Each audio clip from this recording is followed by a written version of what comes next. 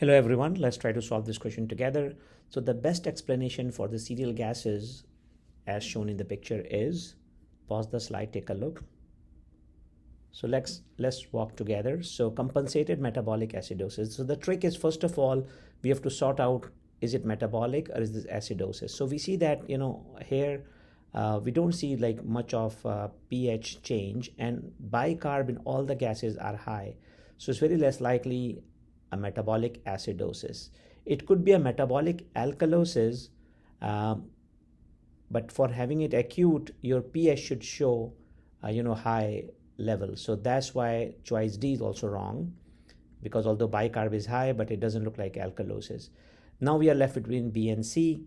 So if you can see that, in chronic respiratory acidosis, the CO2 will go up, and as a compensation, the bicarb will go up to bring the pH to normal.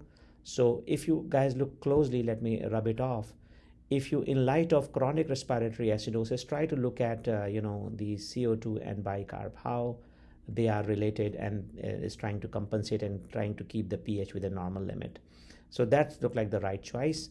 What about option C, chronic metabolic acidosis?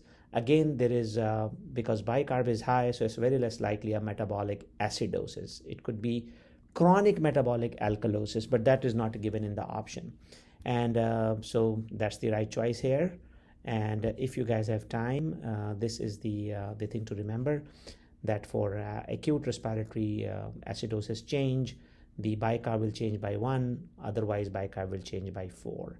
So just remember, this is the most common scenario, and the other options are given here, which you guys can look at this reference and learn about it. Anyway, going back to the question, so most of the time, the babies who are in the NICU and on chronic ventilatory support, or has early BPD or chronic BPD, can have the picture which was shown earlier in the slide.